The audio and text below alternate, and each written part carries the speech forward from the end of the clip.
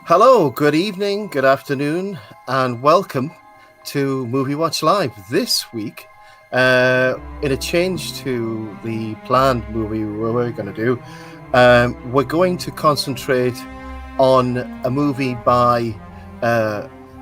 based upon a very famous comic artist who has recently passed away, and that is Albert Uderzo, and written by Goscinny, a French writer.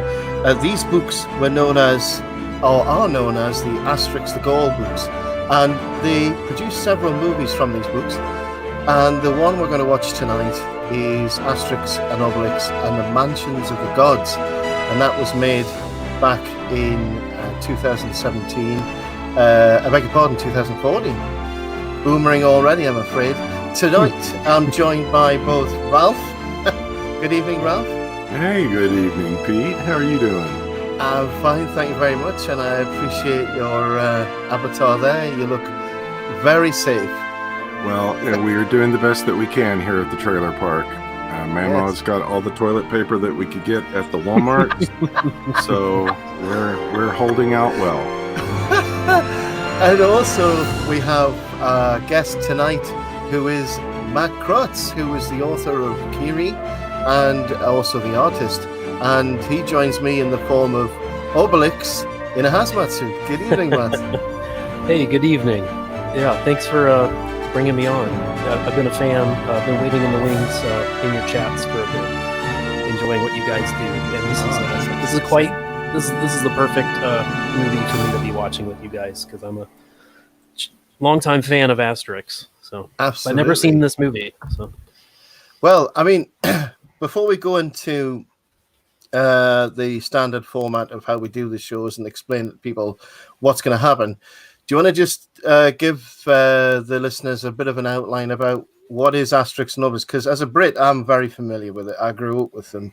But Americans might not be that familiar with Asterix and Obelix. What's it all about? Well, okay, so to me, so I grew up around it because I had some friends from Denmark in the States, and I grew up a little bit overseas as well, where everyone was reading them. But oftentimes I didn't even have it in English, so I had to kind of make do. But it's funny because I was, like you can be 7 or 8 or 9, and most of the time you could follow these things. They're mostly kind of, let's see, brought out a bunch, usually like 48 pagers. And I imagine, my understanding is that they were printed in this format, I think, originally. And it's like they pick a subject, and then they have some insane adventures, and there's a lot of weird contemporary celebrity guest appearances, and interesting, kind of funny, tongue-in-cheek, like contemporary commentary on cultural topics, but in general, just kind of making fun of the already tired trope by the 70s of sword and sandal Hollywood adventure epics, and just kind of poking the eye at the over seriousness of that genre, I guess, and having some fun and doing it in a usually pretty kid friendly way. So that's kind of how I would sum it up. Okay. Yeah, absolutely. It's really satirical, and one of the big things about it is the caricature element of the characters, the art form that we don't really see a lot now. It used to be quite popular, and people used to learn caricature art. People used to actually learn caricature art as a form of cartoon art, and I don't know whether that's very common now. But the other thing is, it even mocks things in the way that they, have the names. All of the Gaulish names end in IX. All of the Roman names end in the US or whatever, and the place names always end in like like aquarium or whatever. So you've got to watch out for the puns and the silly names, because there's all sorts of little clever puns and word games going on all the time, and that's good for kids as well, because it gets them to think about language as well. So I really do think they're great books, and if people aren't familiar with them, go and get them. The original, I think it's the 34 books that were written by the original duo. Really good books, and I would recommend get them for your kids because they're they're excellent artwork and they'll really enjoy them. Cosmeti's asking in the chat, where's my hazmat suit? Well, Cosmeti, I'm Peter Ixagol tonight and I've got magic potion, so that's my version of my hazmat suit. I've got clearly quinine or whatever it is in that potion, so I'm fine. That's my magical defense shield tonight. Yeah, Cosmeti, I will have to I'll have to add you to the list. I'm working frantically, but I don't have my stylus with my current configuration, so there will be a slight delay. Right. And he means it. So what we're going to do is, as we normally do, we'll do a quick countdown. This is a commentary, so you have to have your own copy of the film. You might have it on DVD or Blu-ray or whatever. It's free to watch on Amazon and in the UK. I think it's different in America. I don't think it's as easy to get a hold of a copy. If you do, great. If you don't, you can go and get a copy. Or if you just want to join in and you've read the books before, that's great. But we'll do a 3, 2, 1 countdown. On the end of 1, I'll say go, and you'd start your copies, so that essentially we'd synchronize what we're watching. But also, because obviously we're doing this as a break, a welcome break for people families and kids who might want something to listen to or something to watch. We're going to have a short intermission in the middle, so we're going to do this in 2 parts. We'll have like a 2 or 3 minute break in the middle. So when we get to the intermission, we'll let you know, and we'll have a quick break there. You can grab a cup of coffee or whatever, and then we'll go back to watching the second half. Because hey, in the old days of telly, we used to have advert breaks all the time, didn't we? Nowadays, they don't exist because we watch everything on Netflix and Amazon. The whole culture of when the ad's going to come on so I can go and get a coffee, that doesn't happen anymore. Yeah. So Exactly. So we're going to make that happen, and maybe me and Ralph and Matt will create some adverts off the top of our heads while we're doing this. Or you could just go and buy Kiri. There's a start for you. Oh yeah, not a bad idea. Yeah. So what we're going to do is do the countdown now, and I'll count down 3, 2, 1, and then I'll say go. When I say go, you would start your copy of the movie so that we're all synchronized. So I'll start now, and Sadie Bella's just joined us, and Johnny 5. Welcome back, Johnny 5. Long time no see. So welcome to both of you in the chat there, and I hope you enjoy the show tonight. So I'm going to ready with the countdown now. So 3, 2, 1, go.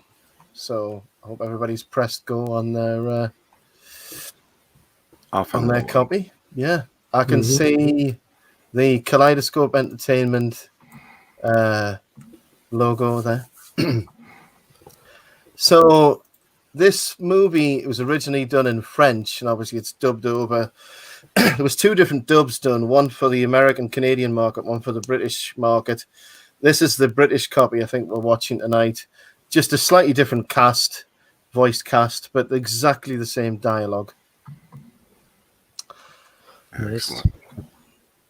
There we go. So I have to admit, and I do have to apologize to the Americans watching, that there were Canadians involved in the production of this movie. Well, we've gotten over them burning down the White House in 1812. So, well, you've got over the little kerfuffle that we had with you in the 1700s. So yes. I think you came out quite well out of that. I've got to be honest. Well, we're still referred to as bad colonists by some of the folks I know. Right. So this is Caesar. And straight away you can see the caricature art here, and this is a great rendition. This is the first properly CG 3D animated version of the stories, and they're really authentic. Yeah, I mean the way the characters move as well is just so authentic to the the original expressions, the original art that Uderzo created. I think I'm already getting the impression that they, like the movie Tangled, they animated that by figuring out poses that they wanted to strike that felt hand drawn, and then they just animated to those poses. Yeah, it has. And a I'm really getting that cool- impression. Yeah. Yeah. What's the word for that? Not enigmatic. There's a word for that. Physical poses. I can't remember now. It's almost like they went through and, I mean, that's what I would do. I would just kind of leaf through all 35 books or whatever and find poses that felt right to get that language, you know? Yeah, and that's actually that would actually be an excellent way to do it. Basically, working off of the storyboards, going or the individual panels from it to pose. And of course, there's a wealth of information from to draw upon. 34 books, and there's at least about 10 illustrations, 10 boxes on a page. So there's tons of art for them to draw upon. Oh, and side note, check your DMs there, Pete. Yep.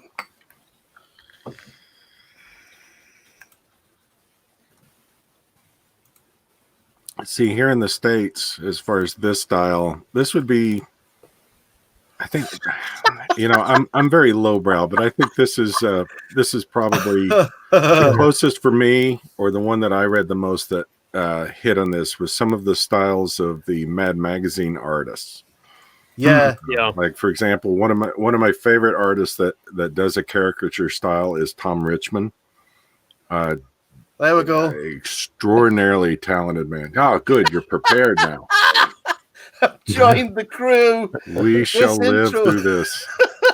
This intro sequence is really well done. I love this. What do you call it when you just mat everything down and it's like a 2D effect, where it's like silhouette art? I can't remember. There's a name for it. Well, even that looks animated. It doesn't look, I mean, like 2D, like hand drawn, which is nice. Because you could just like cell shade it, I guess, where you've got the 3D model and you're tracing it. But I like the idea of the theme, like everything's made out of the shields. Yeah. Yes. The different metaphors you can do with that. Yeah, exactly, and kind of gives back to the Alice in Wonderland card soldiers kind of thing. Yeah. There's a familiar image. Arrows in its claws. How fun is this? Oh my gosh. It's so well done.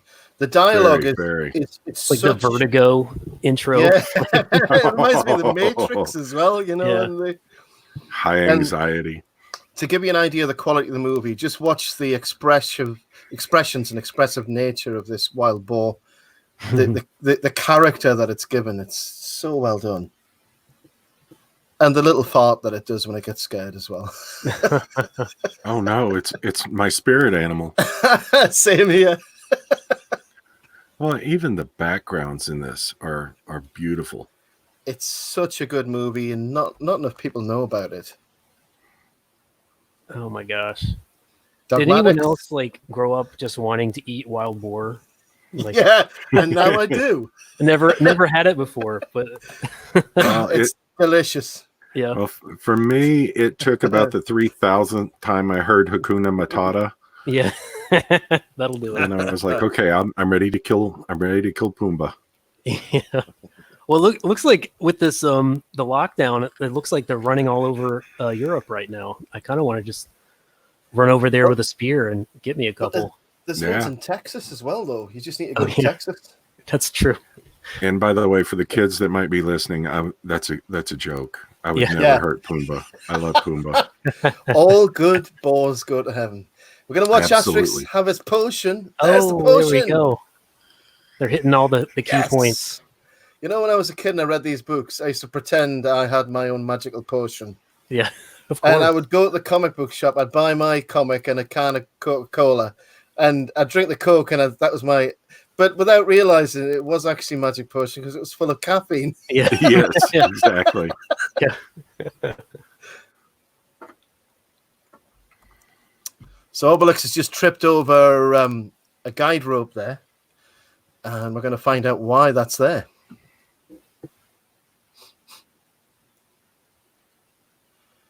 Ah. Where does this lead? What's happening? So this was. So you said this was in French as well as 2 dubs in English. Yeah, that's right. Always wonder how they pull that. I mean, with these 2 characters, you could probably get away with a lot and not have Because of the to mustaches. reanimate. Yeah. Yeah, yeah. You can occasionally tell the lip movements are out of sync with English words, but to be honest, the quality of the movie is that good. It's so faithful to the original books as well that it's probably the best ever version of an Asterix movie ever done. There you go. Dogmatics would always bite somebody he doesn't like, and he had a collection of patches of fabric, didn't he? Oh yeah. Oh, it's great. Yeah, you got the bum Cleavage. shot. But you notice how Dogmatics looks like he has a mustache. Yeah, yeah. Yes. Ah, how great. Yeah, good visual gag.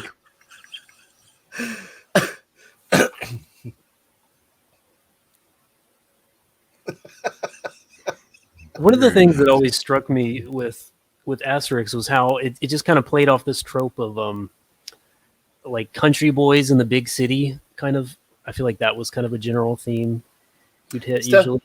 Yeah, it's definitely the underdog, isn't it? It's the idea that, you've got big government or oppressive empire trying to squeeze the little guy.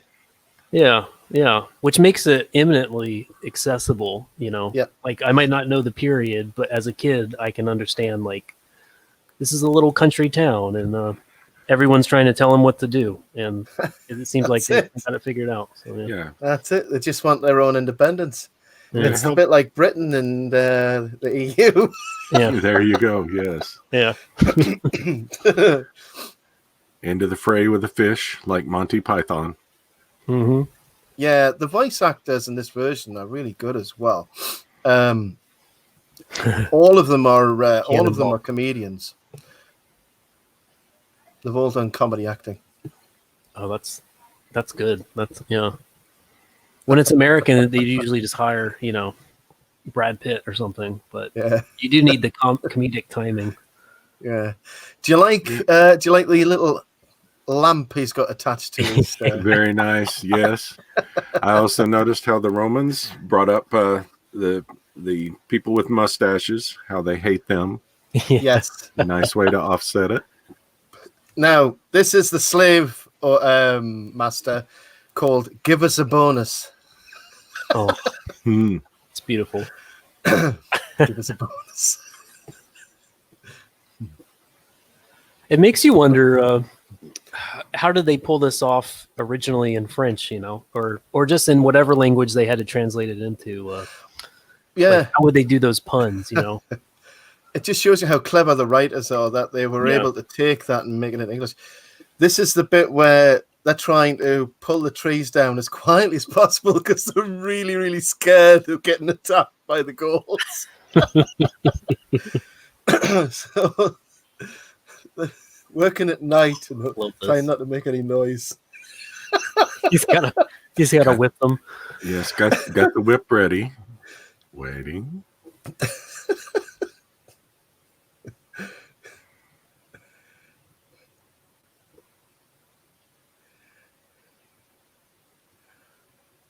Something that's interesting is they went with the is this stupid technical term, subsurface scattering. It's why all the skin looks almost kind of translucent. Yeah, and it gives you that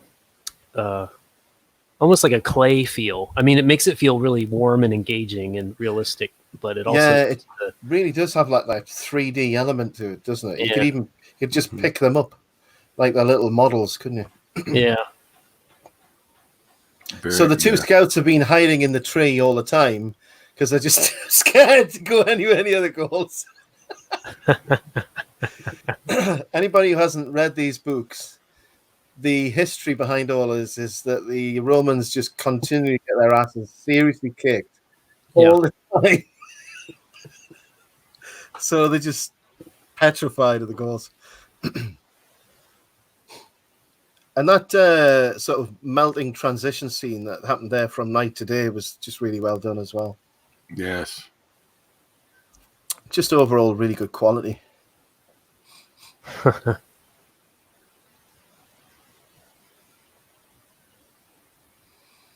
you go. Back in place. Oh, nice twist. Dogmatics is an environmentalist, I have to tell you that. But why do dogs like trees? Well, we all know why dogs like trees. Exactly. He has a vested interest.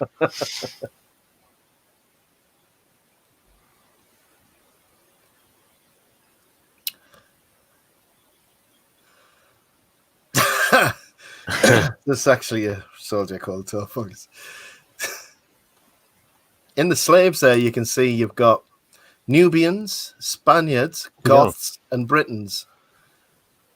Because they always did them with the same helmets. So if you've read the books, then you'll know you can identify them by the helmets they're wearing. Yeah, it always had like a very consistent internal language, which is nice.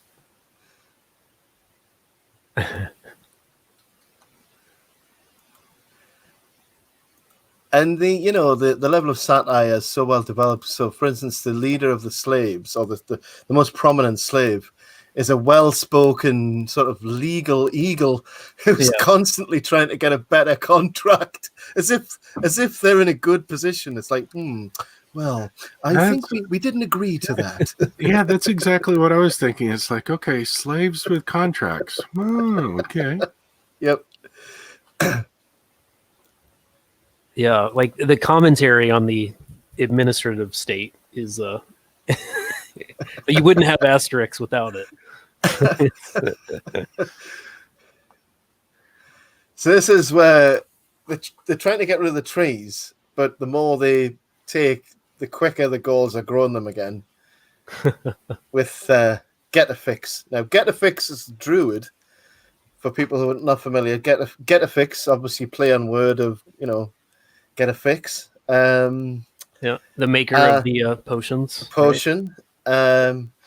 And druids were like Merlin, they were the sort of keepers of secret knowledge back in the day in Celtic times. Nice time-lapse sequence. Yeah. That's a lot of lumber. That is.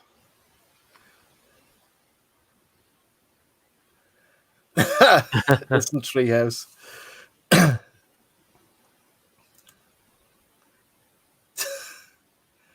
So, quick fact about the Asterix comics. They're known as Adventures of Asterix, as well as Asterix the Gaul. Also, Asterix and Asterix le Gaulois in France. It's been translated into 100 languages, and the English translation was the most popular.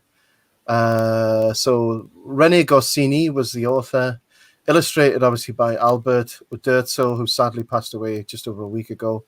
It was first published as a serial in Pilot Comics magazine in 1959, became instantly popular. So last year, Asterix was 60 years old.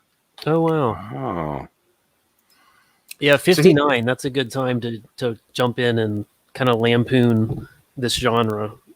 That's perfect timing because you're coming at the start of the 60s and where most of the satire comedy was really happening. Yeah. So this is Mischievous, the boy. The boy's called Mischievous. And he's playing with his little thing, and he has... Are you entertained? The gladiators of the Circus Maximus. Of course, Caesar's really bored. And of course, the gladiators get on really well with each other. Do that. Very pro wrestling. They're pro wrestlers, basically. That's a great idea. There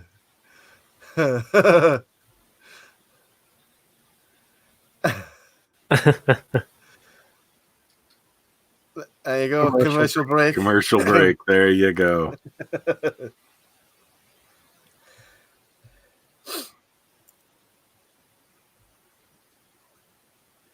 And this is where he's going to advertise for the mansions of the gods.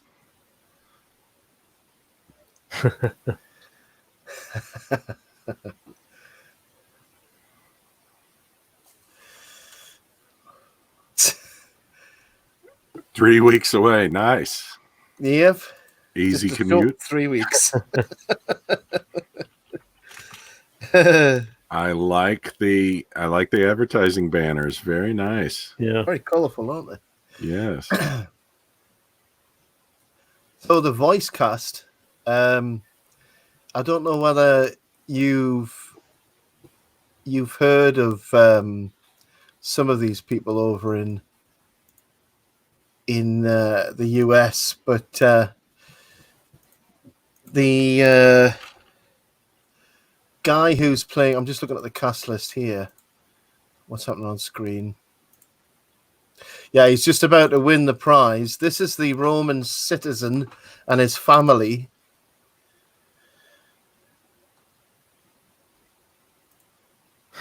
Yeah, he doesn't want it. He doesn't want to win it.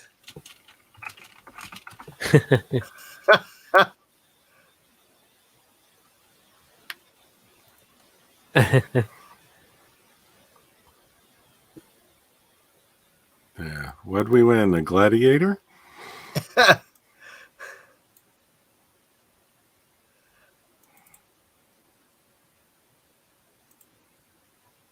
There we go. Harry Enfield. Have you heard of Harry Enfield? No. No, oh well. He's Sounds familiar. yeah, he had lots of sketch shows in Britain, and Catherine Tate's also quite a good. Oh, right. Catherine Now, Catherine Tate's Tate, I playing his know. wife. Yeah, she's. Yeah, see, I've been a fan of Doctor Who for a long time. So, Yeah. of course, I know Catherine Tate. Yeah, I thought you might know her from that. And the weird thing is, as well, that her character looks like her. She wasn't the original voice actor for that character, but it suits her perfectly. Yes, yeah. So there's Square of the Hypotenuse, the Greek architect, most of whose buildings are still standing.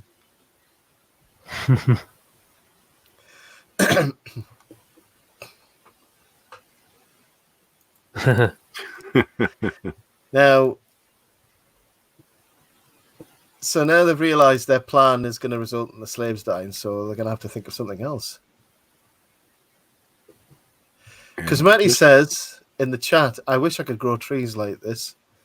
Sorry, Cosmetti. I think we all do. Sorry, Ralph, I spoke over you there. Oh, no, not at all. I was just going to put out that I normally wear my pants as high as these characters as well. Yeah. And isn't it more comfortable? Absolutely. Yeah. I was talking to Carl once. I think it was one of the movie watchers, and he said, when he does these reenactments, it wasn't until like the 1930s or 40s or even the 50s that we started to wear trousers and jeans further down. Mm-hmm. Before they were like out to your nipples, basically. And this is the ballet scene where it's a naked Roman. Oh, there we go. I like the rock, paper, scissors gag that's just been on there as well. Yeah. Yes. The rock, paper, scissors was very nice. See, these are just better gags. Like you could watch a DreamWorks movie, and it's you're gonna have your poop jokes and fart jokes, which I can enjoy as much as the next person. But these are actually clever. They're a lot more subtle, aren't they? Yeah. It's it's satire. It's stuff that it's one of those things that adults can enjoy while the kids watch it. Yeah. When I was little, I watched a cartoon called Danger Mouse, and I really enjoyed it. But it had a lot of jokes that went over my head that were really clever jokes that adults could enjoy. Not adult humor, but like just clever jokes. Yeah. So it's possible to make something which appeals to everybody. Yeah, exactly. And there's the lawyer again, the Nubian lawyer. Yeah, I really like him. Like they could have either avoided him entirely, even though his the Nubian slave is typical to Asterix, or they could have just done what they did, which is make him like a very interesting human, dynamic addition to the story. Yeah. I'm glad they did that. And of course, I think he's one of the characters that does come back in other stories. Yeah, I recognize him. Yeah. I'm sure I've seen him in other ones. And he wants his regular pay. Oh, that's great. And then, negotiation. Yep, Trump would appreciate that. Absolutely. Part of the deal, right there. Yeah. And I like it. I like stories where it brings, the character levels are brought up, so that you have a higher standard across the board instead of, just making complete and total oofs out of everyone.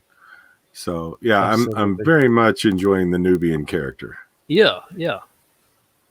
And that's it. I think the writer wanted to make it obvious that there's a lot of people out there who are quite clever, and make kids aware of the fact that the world is full of very clever people. Mm-hmm. That there's a lot of idiots, but there's a lot of clever people as well. Yes. So look how fast they've built that. I love that. Don't you wish you could draw as fast as that? Oh goodness, yes. I am extraordinarily slow at all points, even with my style.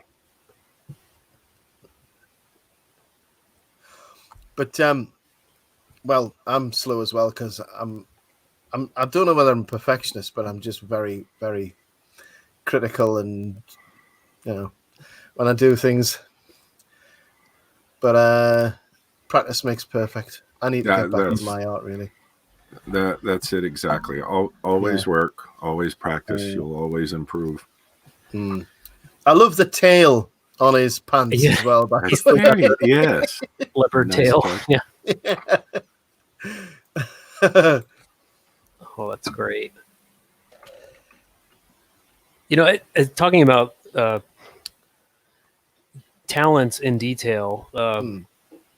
I mean, the Asterix, like just the settings, the environments that would be drawn. I mean, the characters. Everyone remembers the caricature stuff, but the environments. I remember someone once just said that when they were a kid, they just felt like they wanted to go just live in the village. Like you could just kind of like I really love the forest. Yeah. Like I just want to go up that little staircase and go see what's behind that corner. It's like a very realistic place. Climb up the stairs in Concophonic's hut, which is at the top of the pole.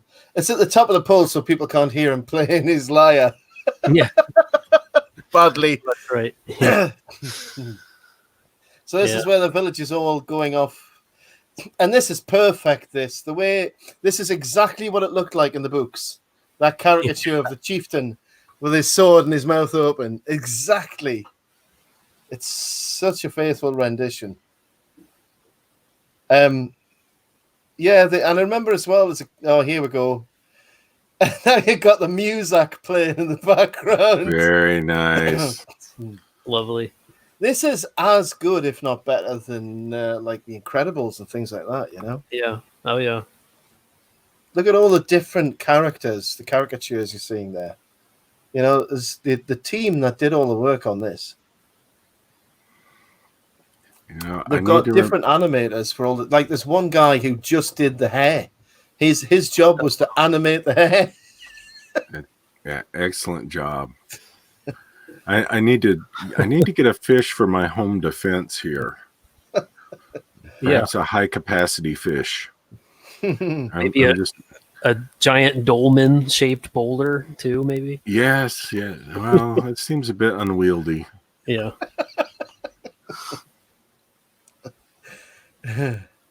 But yeah, I remember reading the books as a kid and thinking, they always ended with a feast at the end. And wishing I could be there at the feast, Oh, yeah. It looked so good.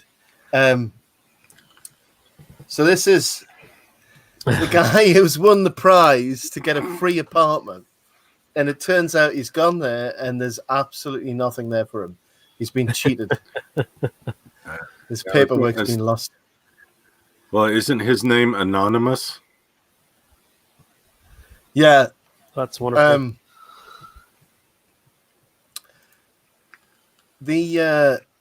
And the joke about, the guy's not getting a portrait done, he's getting a mosaic done. So all these little gags. Mischievous is going to get his revenge. Yep. He will. Talking about the characters, there's over 200 characters in the Asterix books. So that's a lot of work. That's a lot of different characters. But there's at least, we're talking about repeated characters. And I think the Nubian slave is a repeated character. And people who've read the books will probably remember the pirate captains are repeat characters, people like that. He doesn't appear in this one, but so Mischievous is just about to meet Obelix. And being Roman, it understands him to be Hercules. That's wonderful. Oh, nice. And I'm assuming they're staying true to the characters themselves from the comics in this. They are. I mean, that's one of the things Obelix used to do. He used to throw menhirs and expect the dog to go and get them. Yeah. Yeah, and they were always shaped like that. Like, for some reason. A tall egg. And now for the Ralph break. There you go. Yes, children, Ralph is enjoying a nice chocolate milkshake at this point. That is correct. I'm letting my chocolate milkshake breathe right now. Yes. This is really funny. What are we going to do with the Romans? Because these are Roman citizens. You can't really hurt them. I'll give him a dirtiest look of his life. And if I see a Roman civilian, I'll give him the wrong directions, and I'll make sure he goes the wrong way. If Roman offers their carry my basket, I'll say thank you, but I won't mean it. These are joining in. Yeah, no offense, Pete. These are very British plans for revenge. Yes, far too nice. That's it. Suffering in silence, as they say. Sounds like the Canadian version too. Yes. Yeah. Yeah. I would tell him what it's all about. Hey, man. Hey, you hoosers. That's the only Canadian I know. That's pretty good. I'm sorry, I missed that one. What was yours?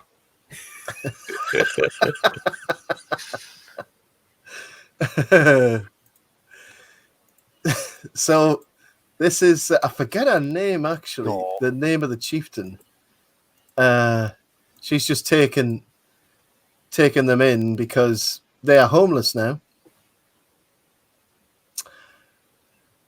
You gotta love that. See, it's very like there's a fine line with lampooning a genre and just being cynical, I guess. Mm-hmm. And you can even do that in kids stuff. And they never did it in the comics, and it's nice to see it not happening here too. Yeah. And like you could just be merely making fun of something, but right, exactly. They're giving humanity to both sides. Yeah. And showing that overall the characters are for the most part good people. Yeah. Questionable to some of the Roman leadership, of course, but know. Yeah, Julius Caesar is definitely not a nice person. No. No. This is great. The way Getafix just makes it rain. Now, there's a repetitive joke here because the Romans don't hate anything, and they bring back the same jokes so that they keep doing the same things and nothing works. Yeah. So, in a way as well, I don't know if you've ever seen any films by Jacques Tati. He was a French comedian. He used visual gags. And I think that was an influence on them as well. He was like the French Buster Keaton. That's probably the best way to describe it. Oh, fun. Yeah. So like visual gags, Mm-hmm. This is the fishmonger who never ever manages to sell anything because his fish is always off. But the Romans appreciate him. Yes. By the way, the fishmonger and the blacksmith have a feud. Okay, I'll just say that now. They're always fighting because he hates the smell of the fish. The blacksmith, so they hate each other. Meanwhile, he's still trying to get himself an apartment. So the jackhammering is Obelix making a menna, or, standing stone. It's got spinach, broccoli in his ears. Very nice. But they actually like it. And then there's the rain as well. So they're trying everything, the same things. Nothing works. So you were saying, Ralph, about it being like a little village and they just want to live on their own. Now the whole of Rome has come to the village. And this is actually boom time because they're buying all their stuff. Yeah. Got to get a trinket from the exotic locals, I guess. Yes, exactly. Oh. Now they're putting rotten fish in there. Sniff, sniff, sniff.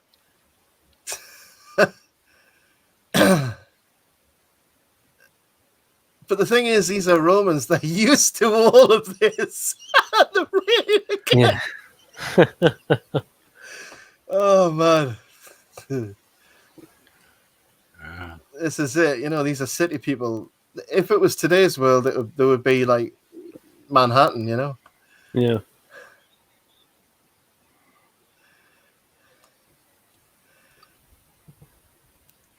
Well, if for the Texas equivalent, this would be the equivalent of going down to the stockyards in Fort Worth. Very, very right. Similar experience. I don't think they have fish that they throw at you, though. No. However, you can see a herd of longhorn cattle that's paraded down the street twice a day. Oh, cool. Whoa. That's interesting. Yeah, I'll next whenever we're allowed to leave home again, I'll have to get you some photos. Okay. So here, they're that nose. Yeah. It's a very the caricatures are amazing. I mean, he was very big on noses, Uderzo. Yes. Yeah. Yeah. Well, it makes you wonder. So now I'm thinking about these caricatures of real life people that he would put in, and I guess it would be too I don't know, like maybe it'd be illegal nowadays, or it would just be an unnecessary. Maybe it'd just be seen as a distraction, I guess. But... I know. I mean, this movie was made in 2014, 6 years ago. Yeah. Could it be made now? I don't know. Would there be some inane gutter snipes who would complain about it? And that's the good point. Yeah, caricature is slowly becoming a lost art. Yeah.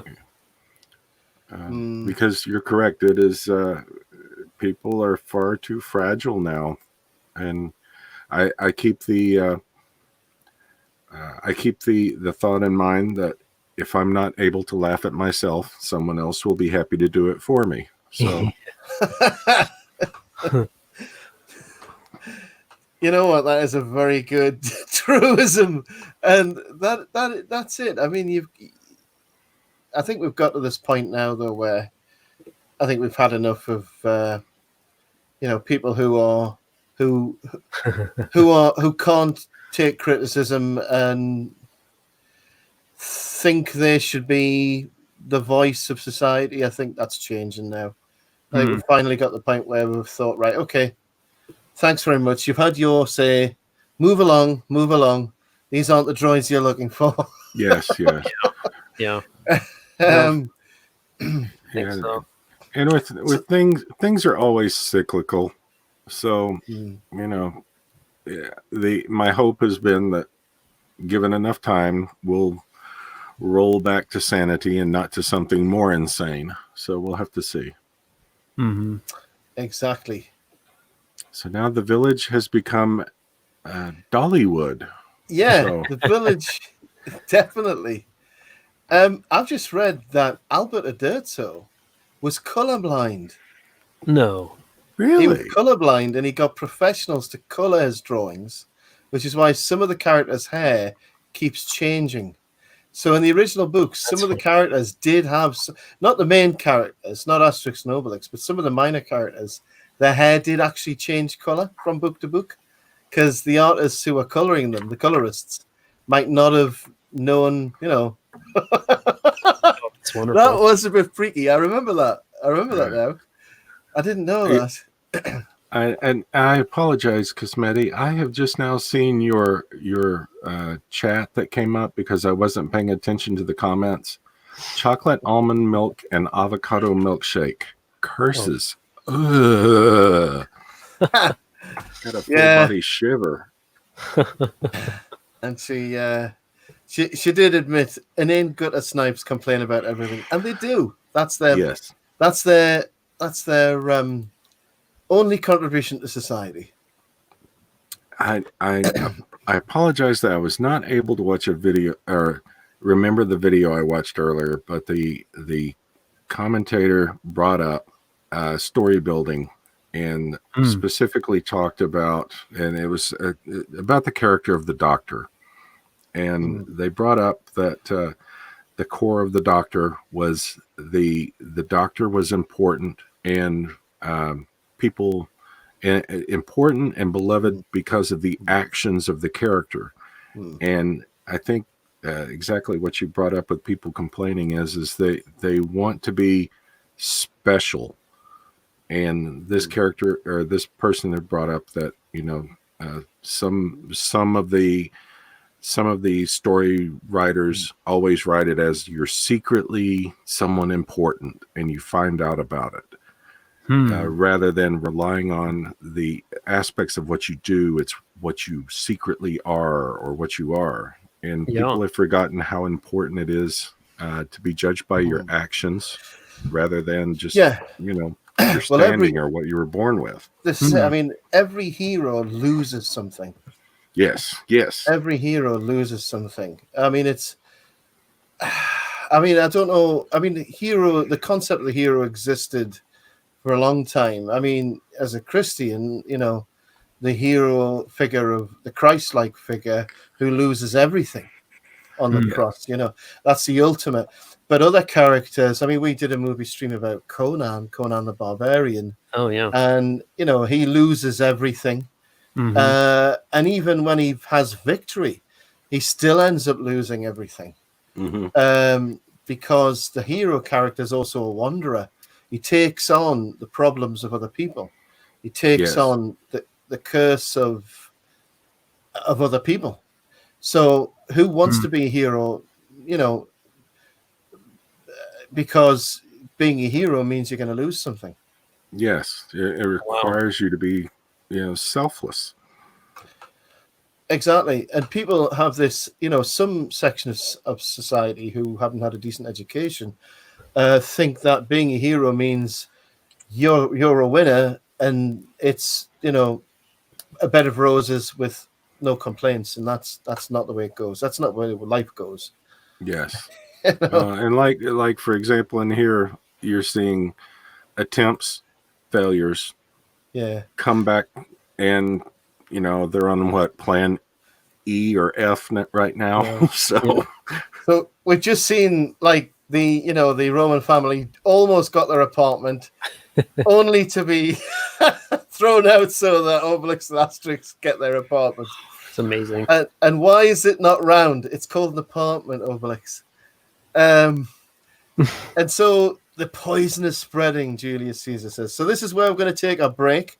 We're going to take a slight intermission at this point as we see the little village by the seaside. But I'm going to pause my copy here and I'll wait for my illustrious colleagues here to get their second part going. So we're about 41 minutes in to the movie.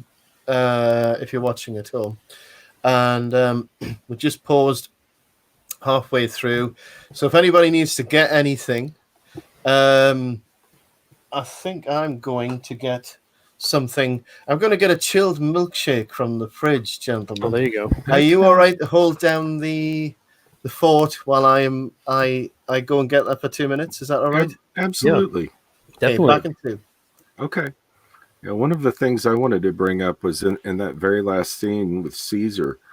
I wasn't paying much attention to the dialogue at that point, but visually, Caesar coming out of the shadows, the strong use of shadow and light. It's very powerful visuals in this. Especially. I don't want to say especially for a what's aimed at kids, but it just goes to show that you can put that imagery in there, and kids will pick up on it. They understand. Okay, yes, this is a bad guy coming out of the shadows. The menacing tone of the visuals, the menacing tone of the voice, very nicely done. I'm enjoying this quite a bit. And I love how they strip the. There's a lot of, I guess the priority is making sure that things are immediately recognizable for what they're doing, how they're serving the story the moment you see the shot. So they get a lot of these interesting, like, straight on shots so that you can pick up on, this is the bad guy's place, this is the nice people's place. And nice establishing shot. Which is nice. And I was also going to say, I'm also pleased that not everything is a flat angle shot. They've got some interesting angles, like, for example, when the villagers were going out to raid the apartments for the first run. You had this guy, the overhead shot, eagles, the eagle eye view, I think they call it. Where you're looking down, all you see is the dust cloud going through the trees. Very nice. But I guess they also know how to do the, I don't know what you would call this technique, but when you do like hyper simplistic, you like sometimes you will do a straight on shot for comedic effect, I guess. If you're trying to amp up the comedy of the situation, you'll just kind of make a really dumb shot, I guess, to make it more. I wish I had an example, but like in the apartment when they're sitting at the little, everyone's kind of crowded on the little couch, Yes. Shot, like, straight on camera, because it's telling you visually, like, this is a funny moment, Yes, yeah, and back to the gag of when I think it was the Greek architect that was thrown up in the air and he's flying forever. You have that awkward pause, so that, you've got that cue in your mind that, okay, you're waiting for the payoff to it. Yeah, this is a really good movie. I'm gonna have to share it with my niece and nephew. I think. It's a really good one. Are you ready with part 2, Matt? Yep, got it up. Got it ready to roll? Great. Yep, and you're right here about those points you made. I totally agree. There's a lot of work gone into making it look real, but not too real. It's like, the way I think about it, it's a bit like Impressionist art. They're giving you the feeling of reality, but they're trying to say, look, we want you to look at this as an artistic representation of reality. We're not trying to make it look too real. So this scene we're just going to see here, where the village is desolate because they've all gone to live in the Roman apartments. And you can just imagine this as this sort of twilight in the morning. The lighting's perfect, and the coloring's perfect. And you can just imagine it as if it was a movie where you were watching, a little village come to life early in the morning. So we're at 41 and a half minutes here. So I'm just going to start the ball rolling now on the count of 3, 2, 1, go. So there's the old guy. Geriatrics, if you wanted to know what his name is. Maybe he's my spirit animal.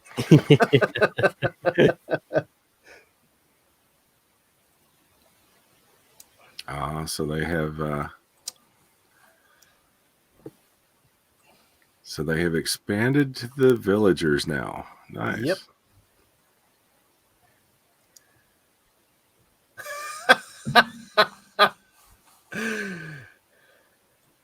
That's a Yorkshire accent, by the way, the chieftain's wife has. Oh, really? 200. Yeah. Plain speaking Yorkshire girl. Somehow she's in Brittany. I don't know how that happened. Yeah. Yeah, it's just the country sound, I guess, right? It is. I think the equivalent would be like, I don't know, someone from Kansas. I say what I mean, and I mean what I say, type of thing, Yeah. There is Cacophonix. Cacophony, nice. Yeah. Cacophonix, and he's the guy that at the end of every story he gets strung up and he gets like a gag in his mouth. Yeah. He wants to sing a song of their great victory, but he's so bad nobody wants to hear him. So they're now giving him magic potion so that he'll play a song. And they all put vegetables in their ears because no one's eating the vegetables. That was so well. It's worked as well. He's like singing with magic strength, and the muted sound, like which doesn't make him a better singer. Just can you hear that? It's like something from Private Ryan, when his eardrums go. There's so many clever jokes in this. Oh man. Oh dear. Had to be a fish. Always.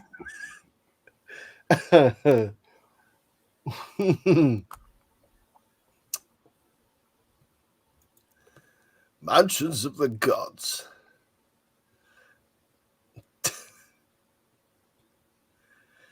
So if you want to know, the chieftain's name is Vital Statistics. Okay, and his wife is Impedimenta.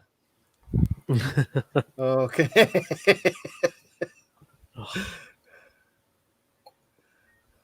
It's jokes like that would just seem, I don't know, maybe it's too on the nose or something, or too, I don't know what it is. It's but just classic savor satire, isn't it? It's a classic satire. The Roman dad of the downtrodden Roman family, voiced by Harry Enfield. His character's name is Petty Minus. Oh, that's great. So the definitely the little guy. Yeah. Nick Frost is voicing Obelix. You know Nick Frost from yes, Shaun of the Dead and all that stuff. Yes. Oh yeah, love him. Yeah. So he's in all the Simon Pegg movies. Mm-hmm. The Cornetto Trio, as they're called. Oh, there we go. This is the. Yes, I'm loving the Roman lifestyle. Oh man, this is like what's that family of women called? Oh, the Cardassians. That's it. It's yes, this is like the Cardassian lifestyle. Yeah. There you go. Now, being an American, I'm very confused by the fact they're wearing sandals without socks. This is just wrong. Yes. And no cream for your nose for the midday sun. Yes, exactly. This is the Bella Vita. Oh, naked man in the sauna. Oh, that's great. Someone's down there. Old man's complaining geriatrics. Drama. Oh yeah, yes, of course. They're at the amphitheater. Oh no! Yeah, don't let him sing. You see, this whole sequence is so well done. Yeah. This could be like a little video all on its own. This little montage sequence. Oh no! He's still cutting his mustache. Oh. Uh-oh. Oh, the mosaic's falling apart. Now that's a sign. Yeah. Because remember, this guy's buildings. Yep. Not many of them stay standing up.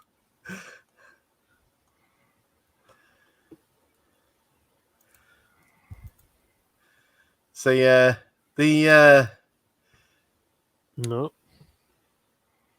There just we to give you go. an idea of the amount of languages it's been translated into. For instance, Dogmatics, who's Obelix's pet dog, in Hindi in India, his name is Madhu Muskan. I don't know, the dog that barks. Oh, nice. And in Croatia, he's known as Snoopix. I don't know how that makes sense, Cute. but there you go.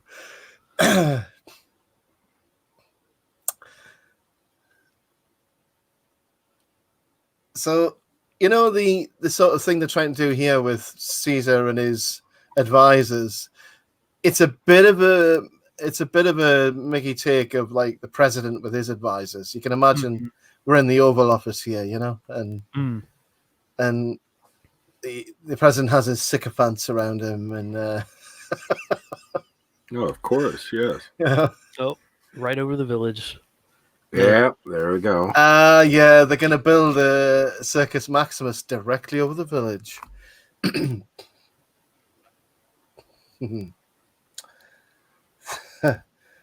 Because for this village is like the fly in the ointment for Caesar, you see, because it's the one bit of it that won't submit to him. And these scenes through the forest,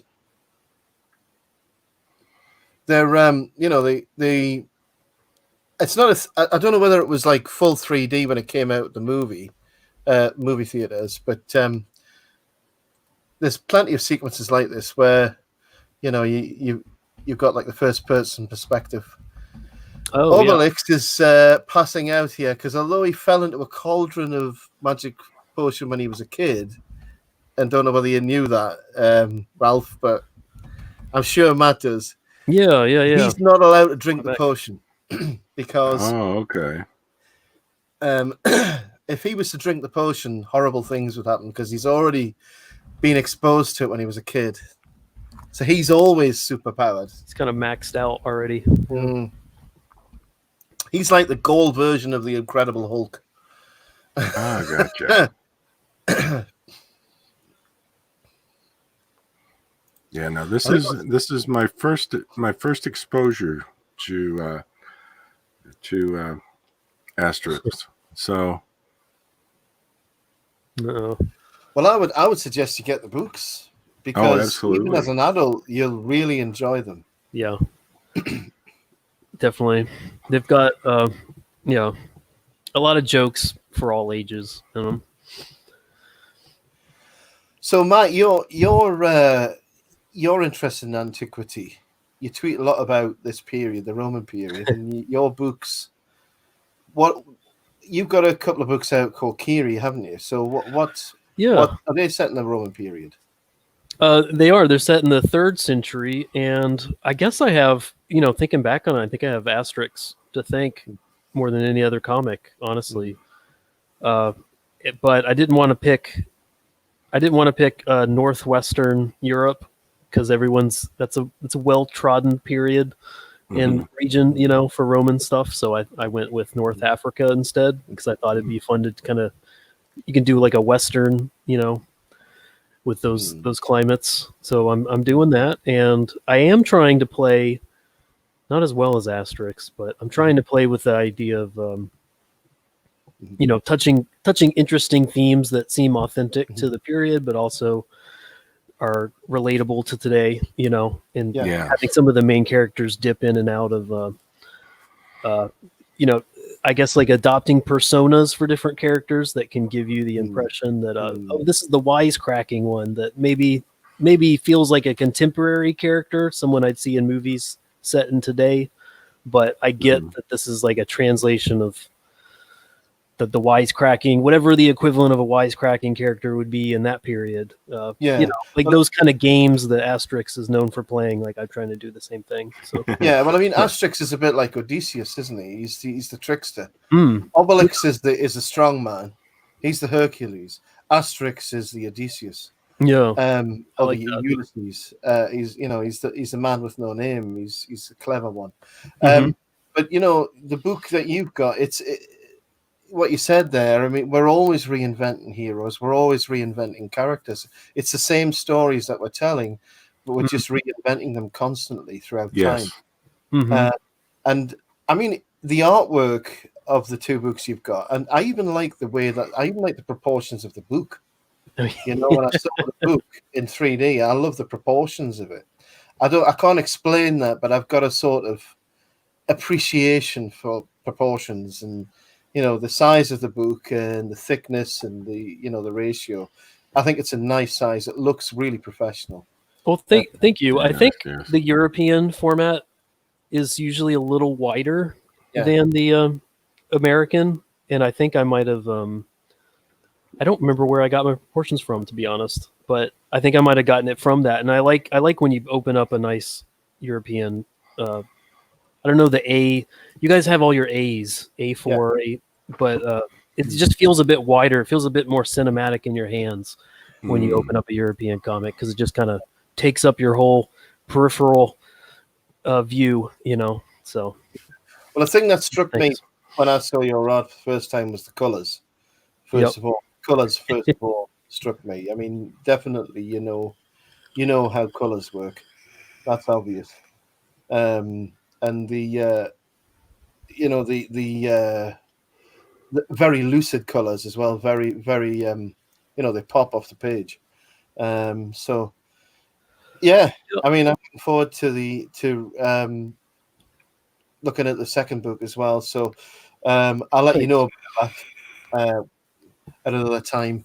I'm fascinated by that period, and it's a really great period to choose for them. So it's interesting how you said that, Asterix was an inspiration for that partly. Yeah. I think it's important when you do a historical setting for a comic and you're thinking it's an all ages comic. I think it's important to find characters that are going to be imminently accessible, I guess. Like you need them to feel interesting and lived in within the space, but they need to be like the characters you're seeing in this movie, where they you could imagine them being relatable in any time period. They're just relatable here. You know what I mean? And it's not arbitrary that they're picked here, because you're telling a certain story about the oppressed Gauls versus the administrative empire. Oh, that's fun. So see a scene where Obelix is so hungry he's imagining the Romans as boars, and they call him. Do they call him Glutamus Maximus? No, they call him. Oh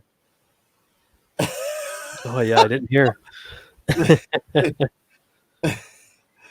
Oh, that's wonderful. Yeah, the lighting throughout this is brilliant. I mean, yeah, it really is. Yes, excellent lighting.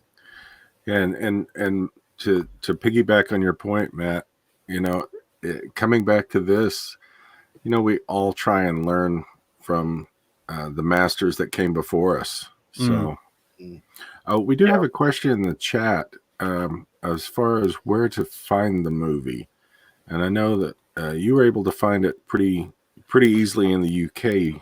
Pete, but I don't know where we can find it here in the US. Sorry about that. I mean, I got it from Amazon Prime in the UK. It's free to watch here. I did find it difficult to find a streaming service in the US, but I know it's fairly easy to get a DVD copy or a Blu-ray copy in the States. You might find a different voice cast. There's 2 different voice casts for the movie, but it doesn't really matter. They're both quite good.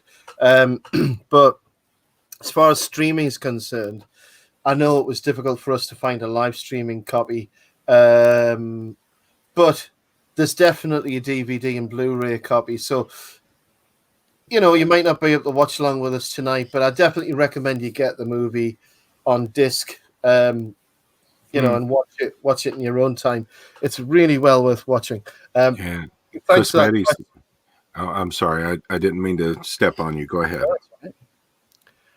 Was that Shay Zombie that asked that question? Yes.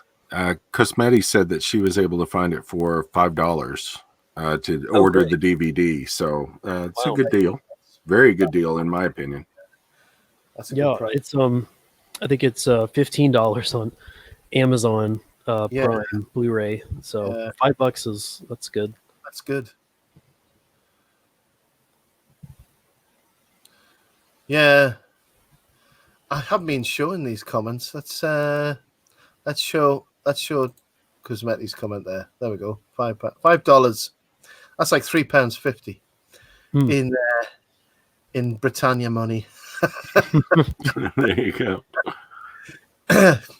Here are the Testudos. Oh, love that.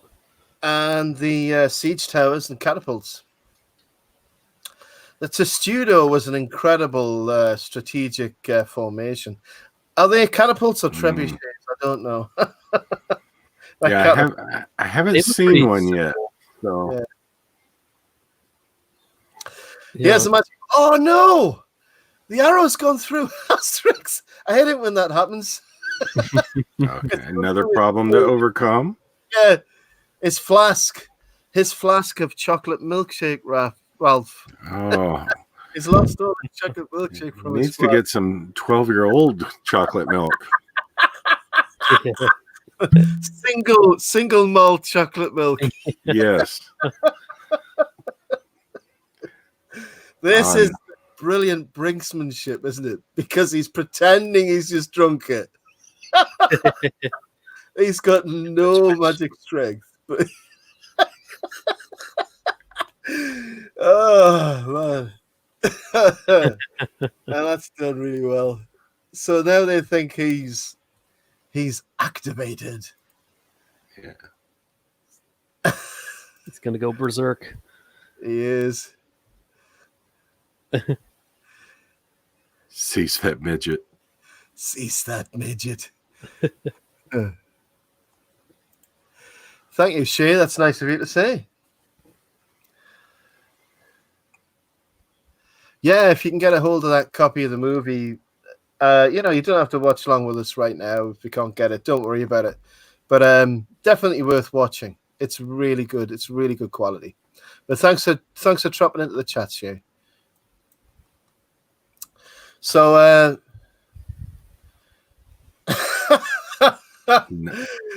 nice stare gag. There we go.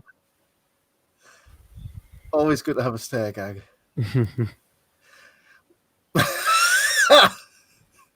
The thing about Asterix as well, he's visually the little guy. He's literally a midget. Everyone's taller than him. I like how his wings kind of they're living wings, like they act like kind of like cat ears. Like when he's angry, they go down and then they pop up. Yes, yes. Yeah, definitely. Go ahead. No, I was just going to say that's a sign of a good artist, that they use everything they can on a character to project an expression. Yes, yeah, and exactly, it gives an easy extension to his personality. It's probably something that they're able to do. Yeah, like right there. I bet you they probably did it in the comic, but it's not as dramatic as an animated version where you can see it move. Yeah. And I have to say, this is probably the best rendition of Asterix I've ever seen. I wish they would do some more, because one of my favorite Asterix stories is Asterix and the Normans, and that's a really good one, Yeah. But I don't know whether we'll see any more of these. Wait, so that's the Mark thing there from the blacksmith. Oh, the pathos! I've seen a couple plays. I can do this. So they've been movies before, I guess. There's been animated cartoon movies. I think there's 13 movies altogether. There's cartoon movies. There's also the live action movies. Yeah, with Gerard Depardieu. I remember those. You see that guy there? He took his shield. And it was like, oh, what do I do? Pulled another one along. But yeah, there's been three movies with Gerard Depardieu, like live action ones. Which were the last of the three was, I thought, quite well produced, but They didn't get a great response. There were some interesting jokes, but this has been the most successful of all of them. Oh, good. Because it's probably the most, well made of all of them. Yeah, this is probably the best way to do it, honestly. Just 3D animated. Yeah. Well, the flexibility you have with animation, And it's a natural growth from the cartoons. The comics. It was visual art. It was so. Yeah. This is a natural progression. There's a dog guy. Nice battering ram gag, like it. Teeth, a few teeth fly. Yeah, if you did that live action. Here we see. Oh, great. The pin gag, hairpin gag. There we go. Easy as that. So that was a bit of a men are pig-headed joke there. I'm trying to find the name of her character now, actually.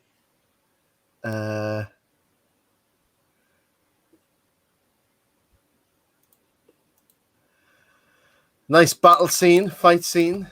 Yeah. And the reason they've got no magic potion is because Getafix has been captured, so he can't make any. So they've got to get Getafix back and get some good potion. MacGuffin to Yeah.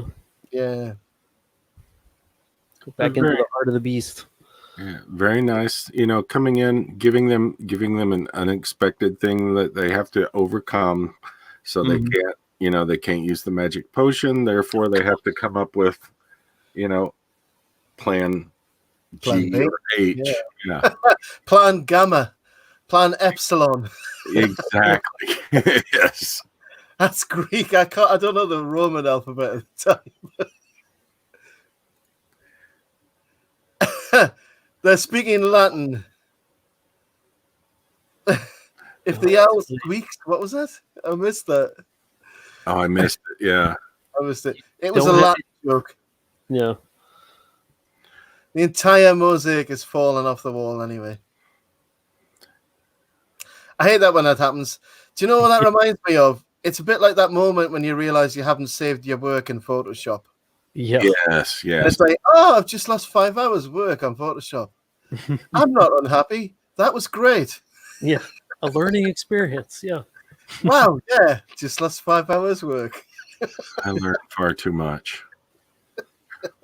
Another thing about this is with all of the Roman name gags, such as cacophonous, for example, until Marty Friedman was in the band Cacophony, I had no idea what that word meant. It's a chance for your kids to expand their vocabulary. Yeah. Yeah, it is good for that because it is like, you're both saying earlier, it's really clever humor. Yes, very. Yeah, it expects you to catch up with it in a way, And I think when you're 7 or 8, at that age, it's nice to have comics that are taking you along for a ride and aren't going to slow down for you, Yes. So that makes reviews all the more better when you find something new every time you watch it. Mm-hmm. And this is definitely that kind of movie. Yeah. Here we go. He's going to make some magic potion. Oh, great.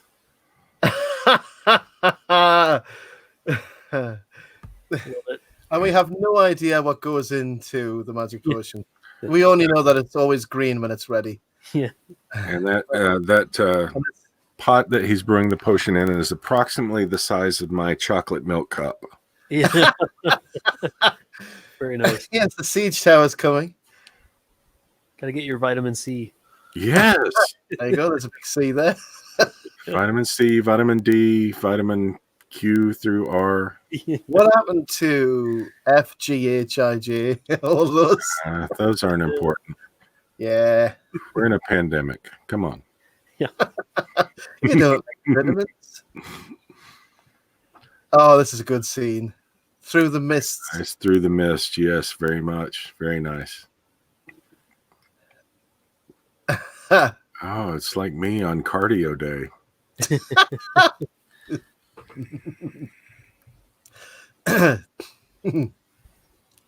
So the Romans are starting to realize now that they don't have the magic potion.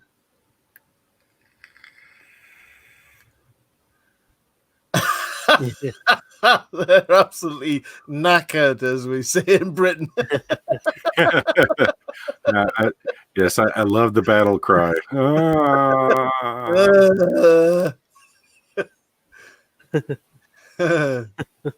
Cacophonix looks all right. Oh, there's geriatrics on it. Oh, needs to be. Yeah, it's all going very badly at this point. No, avocados are a lie, Cosmetti. A lie, I say. What is this about avocado toast? I don't understand. Oh, what is this thing? I blame this on Comics Villain. He is a fan of almond milk and avocados. So that is the main point of friction between our villainy. Right. Yeah. So I've taken him to villain HR several times, but I won't do anything. And Caesar shows up. Yeah, and he does in several of the Asterix Obelix books. And Matt, you were talking about you'd read the Laurel Wreath the other day or something, and that's one of the best ones. Yeah. Where they can't get Laurel and they put parsley on his head, and he says he doesn't realize he's got parsley on his head, but I think he says something like, "I feel like a fish." Yeah, that's one of the ones where they caricaturize, but they've got enough, like it's like they take one of the busts, I think, from an actual Julius Caesar bust and just caricaturize that, which is fun. They could have done anything, but they did that, and I appreciate that. Look at all this decent food thrown down into the... now! Yeah. We've got it. Obelix is the only one that doesn't need potion, but he hasn't eaten in at least 3 hours. Now, as soon as he gets his chompers through all of that stuff down there, he's going to be raring to go. Oh, yeah. The sugar rush. That's like Red Bull and Pixie Stick stuff. Yeah. Exactly. That food's been thrown away by the food hoarders, by the way. The people who went out and panic bought, thrown it all away. Yeah. Asterix has had the potion. Oh, no. Not enough. It's run out. Oh, no, there's something wrong with it. Oh, well, he was saying it wasn't ready yet. Yeah. Uh-oh, he has super hiccups. This is like... it reminds me of when Iron Man's suit goes wrong. No. Yes, very much. Oh, no, Asterix. What's happened?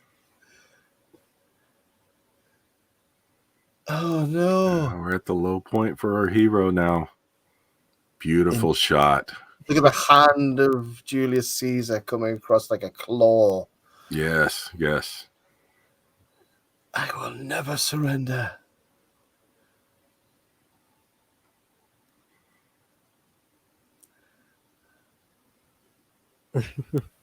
Yeah.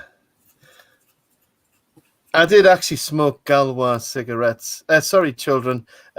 Sweeties for a short period of time. And they're really foul. Are they? Rough as something very rough, I would say. Yes, the probably the U.S. equivalent of Lucky Strikes.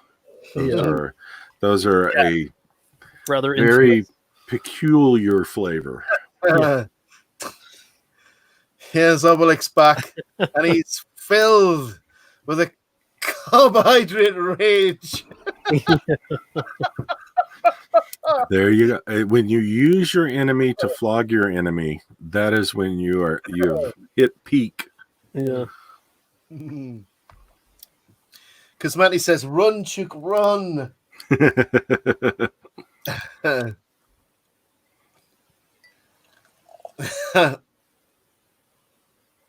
And of course, the petty miners are there with Get a Fix, trying desperately to prepare the potion. And the Romans are banging the door down.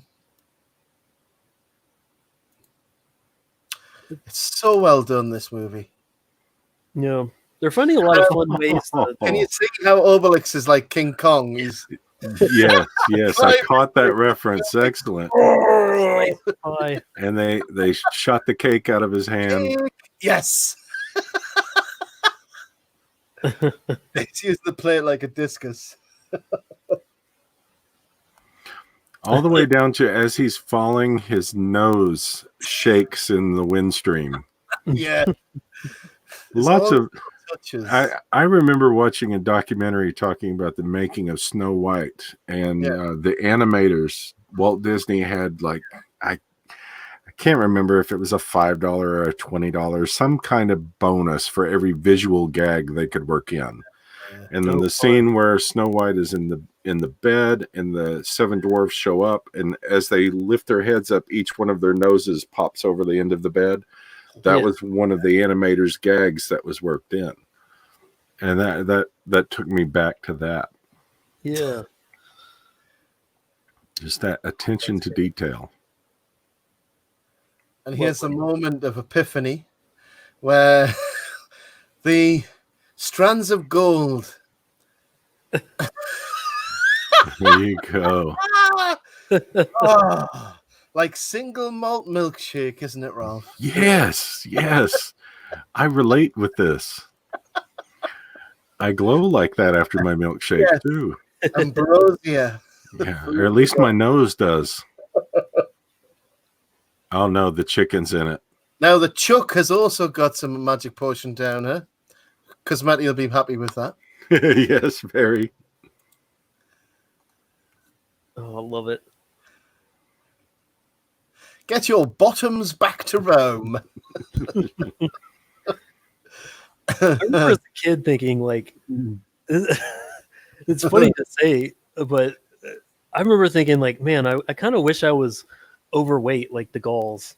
Like they look like they just seem like they have more fun. I can help you through that. I know. Pretty realistic. Goal Chuck nugs. wins. Is it Chuck Norris? Oh, well done. Thank you. Do you like the music in the background? It's very 1960s trendy comedy, isn't it? It's like yes. I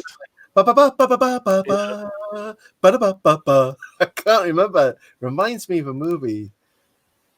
It's like, like What's New Pussycat and all those movies from the 60s. And now the Nubians joined the Legionnaires. And he got knocked out. Yeah. Petty Minus throw this column to stop. Now his son, the circle's complete. His son is worshipping his father, as all sons should. Until he gets his teeth, then he'll hate his father. Yeah.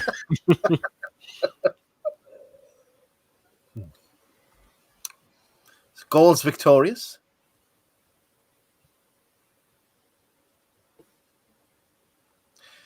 And Asterix accuses Caesar of being too sneaky.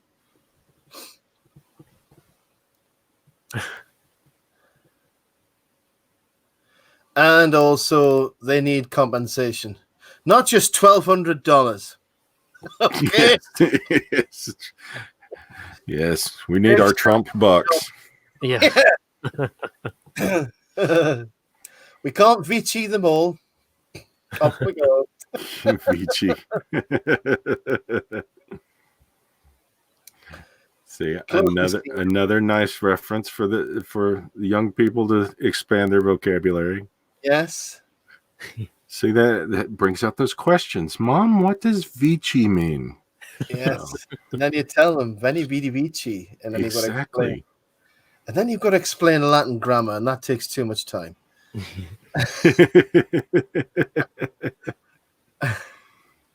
So, as a special thank you, Obelix is actually going to be allowed to have a little bit of potion. One little drop.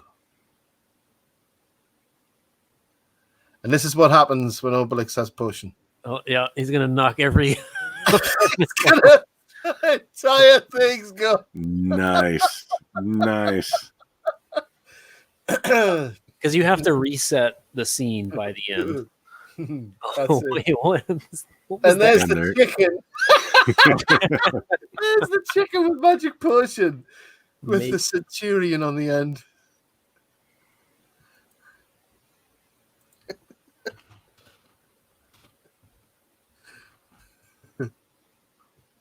Cute. There we go. Oh, a mini min here. There we go. Those little touches. And then the Yes. kid says thank you to Obelix. Little mischievous. It's probably Same. a good touch for a This is it. kids movie to put it. And the message there as well is kids should have the right to believe in heroes. Yes, absolutely. Yeah. Don't Who wants take to be that a away from gladiator? Nice, yes. and of course, the centurion, the architect, and the schemer who are now.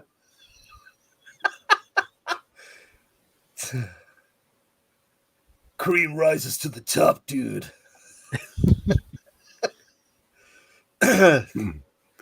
No, and I'm sorry, I cut in on you there, Peter. That's right. But yeah, Pete, you're right. Kids need a chance to be kids, to enjoy things, to just aspire to be good people and understand good versus bad, and revel in that innocence. There you go. Sees. Oh, that's a nice little touch at the end. Oh, cool. The magic. Oh, nice! Up to Caesar's boot. And there's, and this his is your fan. equivalent of Instagram in 50 BC. And this is the fantastic. Every Asterix story ends with the feast at the end. And don't you wish you could be there, scrunching down on an entire wild boar? I used to after school. I used to run home and I'd get ramen noodles, and there was a pork flavored one. That was always my favorite one because of to heat that up and read one of these. When I'm a wealthier man, I'm going to do this. Look, they're doing actually instead of a village, they're doing it on the ruins of the mansion. And there's Cacophonix there, tied up as usual. Yep. And there's the boar from the beginning of the movie. Yeah, very nice. Well, Back bravo. full circle. Excellent Yes. stuff. So, thoughts overall, gentlemen? Very, very enjoyable overall.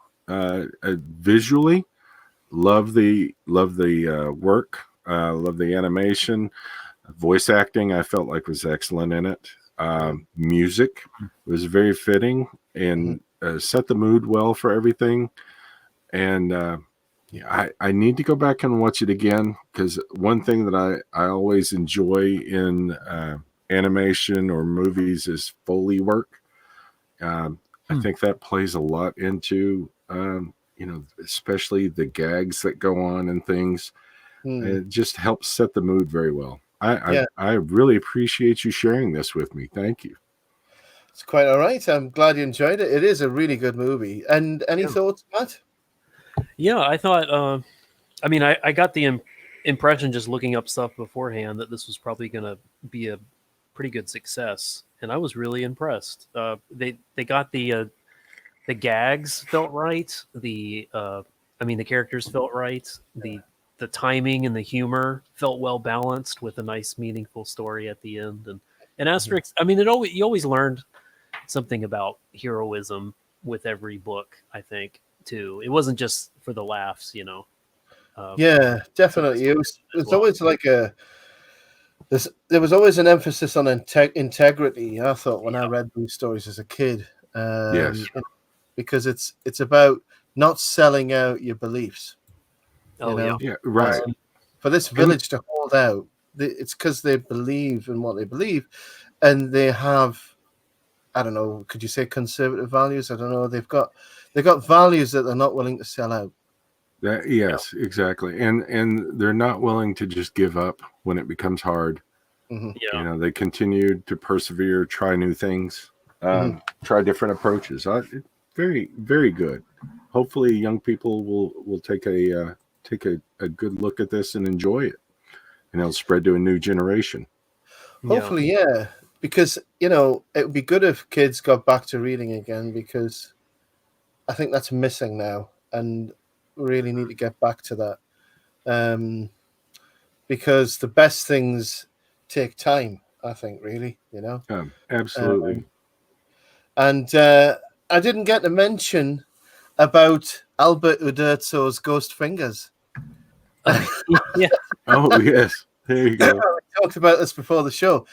The artist for Asterix and Obelix was born with 2 extra fingers. And he obviously, you know, would have had those sorted out. But we think those ghost fingers still helped him to draw these amazing characters. I would agree. Yeah. Yes. Just some quick facts before we go. Asterix is over 60 years old, started in 1959, and it's set in 50 BC in the Gaulish French village in Armorica, Brittany, holding out against the entire Roman Empire. That's the last place to hold out. And although Uderzo continued on, the writer died some years ago, but Uderzo died about a week ago. So this is a celebration in honor of the man's work, because he was such a good artist.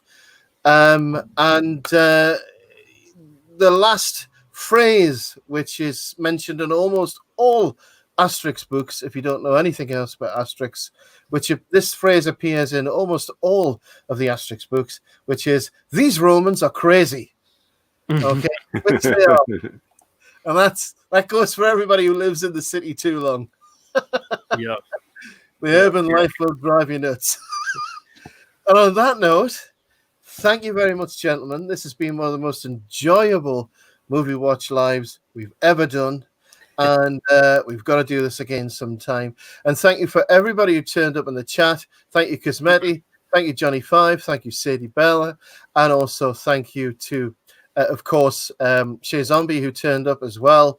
And if I've forgotten anybody in the chat, I'm sorry. But it's been a great Movie Watch Live. Thank you for joining in, and good night. Thanks, everyone. Yeah, good night.